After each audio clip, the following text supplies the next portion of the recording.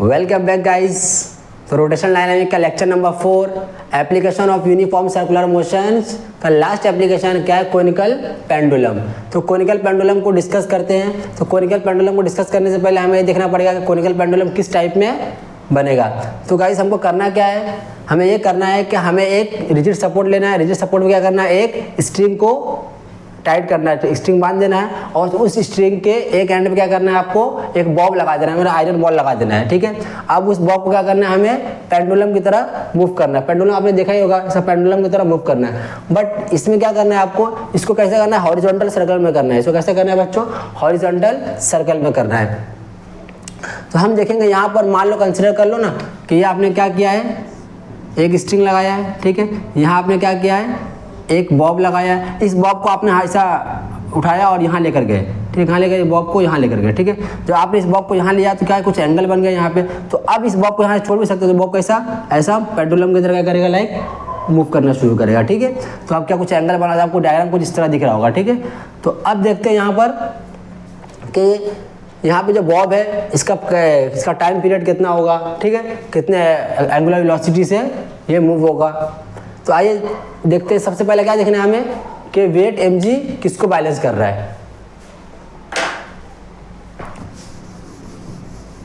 तो आपको देखना है क्या कि आप ये देख रहे हो कि mg जो है वो किसको बैलेंस कर, t cos थीटा किसको बैलेंस कर रहा है, mg को। मगर मैंने आपको इससे पहले 3 एप्लीकेशन पढ़ाए, तीनों एप्लीकेशन में हर बॉडी का वेट mg वर्टिकली डाउनवर्ड होता है। ठीक है, तो अब यहाँ पे आपको डायग्राम से पहले समझ लेते हैं डायग्राम क्या है। तो हमने क्या किया, बॉब को कहाँ से बांधा है, एक स्ट्रिंग से बांधा। ठीक है, जैसे बॉब को स्ट्रिंग से बांधा मतलब स्ट्रिंग के अंदर क्या आ गया, टेंशन आ गया। स्ट्रिंग के अंदर क्या आ गया, टेंशन आ गया। मतलब टेंशन को डिवाइड कर देंगे टी से। ठीक है, अब इस बॉब का जो मास होगा वर्टिकली डाउनवर्ड होगा। ठीक है, तो अब यहाँ पे क्या बनेगा, कुछ थीटा बन जाएगा एक। ठीक है, अब इस थीटा को कंसीडर कैसे करेंगे, हम आपको लास्ट लेक्चर में बताया था कि टी कॉस थीटा क्यों लेते, तो कंपोनेंट जो हमारा जिसमें इसके साइड में थीटा के जस्ट साइड में क्या लगेगा, कोसाइन लगाए, तो क्या लगाएंगे, टी कॉस थीटा। और इधर क्या लगा लेंगे, टी साइन थीटा। तो फर्स्ट पॉइंट क्या आ जाएगा, same weight mg vertically downward. ठीक है, तो फर्स्ट पॉइंट क्या लगा लेते हैं बच्चों, यहाँ पे फर्स्ट पॉइंट क्या लगा लेते हैं, वेट mg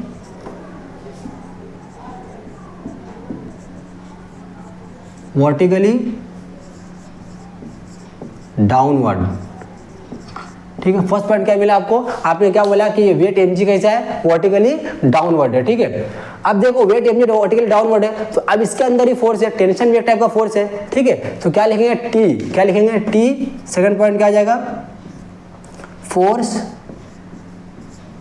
टी किसकी वजह से बन रहा है बच्चों, फोर्स टी किसकी, टेंशन ड्यू टू टेंशन। ठीक है, फोर्स ड्यू टू टेंशन, या टेंशन किसके से बन रहा है, टू द स्ट्रिंग बोल सकते हैं। ठीक है, force T due to tension. ठीक है, टेंशन जो फोर्स किसके, टेंशन की वजह से जो फोर्स बन रहा है वो क्या अपना टी है। फोर्स टी क्या है, किसकी वजह से बन रहा है, टेंशन की वजह से बन रहा है। तो अब करना क्या है, तो अब यहाँ बोल सकते हैं force T due to the string direct supported to the A. ठीक है, ये पॉइंट आप लोग वहाँ पे लिख सकते हो। अब क्या करना है, अब देखना है कि कौन कंपोनेंट किसको बैलेंस कर रहा है। तो क्या है, टी कॉस थीटा किसको बैलेंस कर रहा है, वेट mg को बैलेंस कर रहा है। ठीक है, तो यहाँ पे पॉइंट लगा लेते हैं, क्या third point,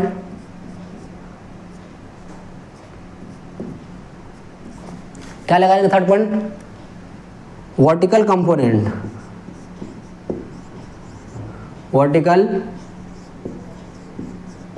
component T cos theta balance किसको बैलेंस कर रहा है, mg को, बैलेंस्ड बाय वेट mg।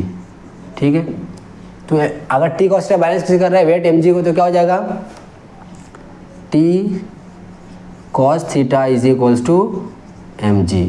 ठीक है, T cos theta weight mg को बैलेंस किया। सेकंड कंपोनेंट क्या है, T sine theta, T sine theta. तो टी साइन थीटा किसमें, हॉरिजॉन्टल में, इसको ऐसा लिख लेते हैं हम लोग, क्या लिखे इसको, हॉरिजॉन्टल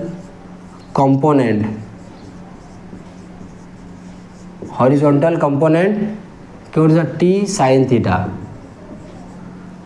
बैलेंस, या फिर ऐसा बोल सकते हैं, कैसा बोल सकते हैं बच्चों, टी साइन थीटा किसको बैलेंस कर रहा है, रिजल्टेंट फोर्स को, मतलब सेंट्रीपिटल फोर्स को ऐसा लिख सकते हैं। तो horizontal component T sine theta becomes resultant force.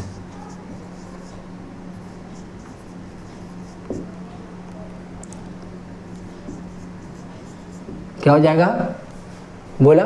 तो अब मान लो सर यहाँ पे तो क्या लग रहा है सेंट्रीपिटल फोर्स, अगर हम ऑब्जर्व करें यहाँ से, अगर मान लो हम यहाँ से ऑब्जर्व करेंगे तो हमको क्या लगेगा कि इधर भी क्या फोर्स अप्लाई हो रहा है, एम आर ओमेगा स्क्वायर, कौन, सेंट्रीफ्यूगल फोर्स। जैसे सेंट्रीफ्यूगल फोर्स की बात करेंगे तो क्या डायग्राम में क्या आ जाएगा, नॉन इनर्शियल फ्रेम, ठीक है। तो अगर हम किसकी बात करें, इनर्शियल फ्रेम की बात करें तो फ्रेम से बाहर आ जाओ, तो यहाँ से ऑब्जर्व किया तो क्या हो जाएगा, हम देखेंगे बॉब का फोर्स किधर है, टुवर्ड द सेंटर है, ठीक है। तो टी कॉस थीटा को बैलेंस कौन कर रहा है, एम जी, यहाँ क्या आ जाएगा, T sine theta is equals to M R omega square, equation number 2। अब क्या कर सकते हैं हम लोग, इक्वेशन 2 डिवाइडेड बाय इक्वेशन 1, दोनों कंपोनेंट को डिवाइड कर देंगे, ठीक है। दोनों कंपोनेंट डिवाइड करने के बाद क्या हो जाएगा, तो क्या लिख देंगे यहाँ पर, इक्वेशन 2 डिवाइड बाय इक्वेशन 1, ठीक है। अब इक्वेशन 2 डिवाइड बाय इक्वेशन 1 हो गया, तो इक्वेशन 2 क्या बच्चों, T sine theta is equals to M R omega square, इधर क्या है, टी कॉस थीटा, इधर नीचे इसके एम जी, ठीक है। अब क्या कर सकते हैं हम लोग, टी कैंसिल, एम कैंसिल, तो क्या हो जाएगा, sign theta upon cos theta, ठीक है। हम यहाँ से ओमेगा निकाल सकते हैं, तो जी क्या हो जाएगा, साइन के साथ मल्टीप्लाई, किधर डिवाइड में तो क्या हो जाएगा मल्टीप्लाई, और आर इसका डिवाइड में हो जाएगा, ठीक है। तो इसको फोर्थ फॉर्म में लिख लेते हैं, इसको फॉर्म में लिख देते हैं g sine theta upon R cos theta is equals to omega square, ठीक है। क्या लिख लेंगे, is equals to omega square. अब यहाँ पे हमको देखना है एक ट्रायंगल देखना है, ठीक है। अब इस ट्रायंगल को निकाल लो बाहर से, इस ट्रायंगल को क्या करो, यहाँ से बाहर निकालो, मान से ए थीटा को कंसिडर कर लो, इस थीटा को कंसिडर कर लो बच्चों, साइन थीटा, क्या कंसिडर कर लो, साइन थीटा। तो हम अप्लाई करते हैं in triangle A C B, देख रहे आपको ट्रायंगल ए सी बी, ठीक है, in triangle A C B. अब in triangle A C B में क्या करना है बच्चों, साइन थीटा अप्लाई करना है, क्या अप्लाई करना है, sine theta is equal to क्या होता है, formula trigonometric function opposite upon hypotenuse, ठीक है। तो इस थीटा का अपोजिट क्या है, आर है, थीटा का अपोजिट क्या है, आर है, ठीक है।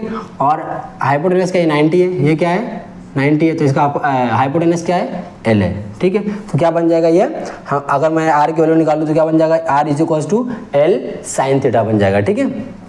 तो एक फंक्शन क्या बन जाएगा, कुछ यूँ, R is equals to L sine theta, ठीक है। इस आर की वैल्यू कहाँ पुट कर देना, मैंने यहाँ पुट कर देना है, ठीक है। तो आर की वैल्यू पुट कर दो, क्या मिल जाएगा बच्चों, तो g sine theta upon L sine theta cos theta, ठीक है। साइन थीटा क्या हो गया, कैंसिल हो गया, तो अपने को क्या मिला, जी अपॉन एल कॉस थीटा। देखिए कैसे लिखते हैं इसको, तो क्या लिखेंगे इसको, सॉरी इधर क्या है बच्चों, ओमेगा स्क्वायर, ठीक है। तो हम क्या कैसे लिख सकते हैं, omega square is equals to क्या मिलेगा, जी अपॉन, बोलो, जी अपॉन क्या मिल गया, एल कॉस थीटा, तो omega is equals to under root G upon L cos theta. ये हमको क्या मिल गया, एंगुलर वेलोसिटी, ठीक है। ये एक फंक्शन मिल गया अपने को। अब क्या कर सकते हैं, हम यहाँ से टाइम पीरियड भी निकाल सकते हैं, हम यहाँ से क्या निकाल सकते हैं, टाइम पीरियड। तो आपको फंक्शन पता है टाइम पीरियड निकालने के लिए, ठीक है, फॉर टाइम पीरियड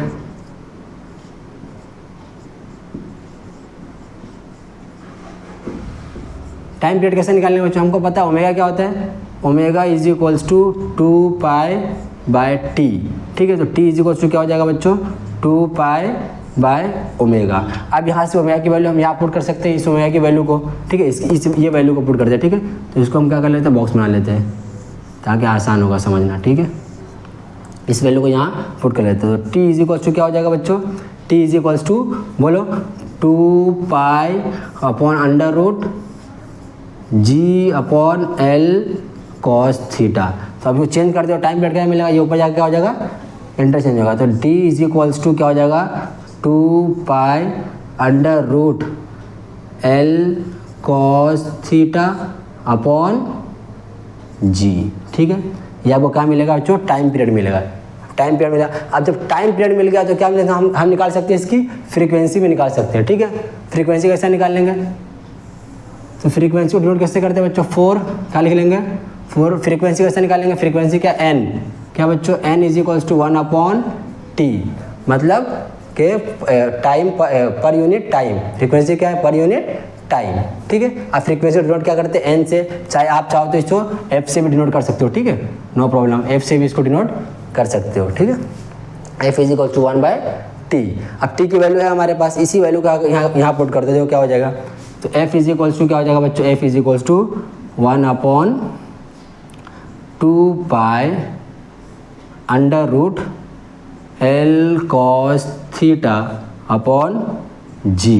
ठीक है, अब इसको क्या कर सकते हैं, अब आप चेंज कर दो वापस, तो क्या हो जाएगा, F is equals to 1 upon 2 pi under root क्या हो जाएगा, under root G upon L cos theta हो जाएगा, क्या हो जाएगा, G upon L cos theta. ठीक है, तो ये कहाँ तक करने का आपने, वो फ्रीक्वेंसी तक हमने अपना फाइंड करना है। ठीक है, तो क्या किया हमने स्टार्टिंग में बच्चों, स्टार्टिंग में क्या किया हमने, पहले डायग्राम बनाया, डायग्राम बनाने के बाद क्या है, जो उसके पार्ट दिए वो आप यहाँ लिखा उसको। ठीक है, कौन किसको बैलेंस कर रहा है वो लिखा, फिर सारे क्वेश्चन सबसे पहले हमने क्या निकाला, एंगुलर, तो यहाँ लिख, ये बहुत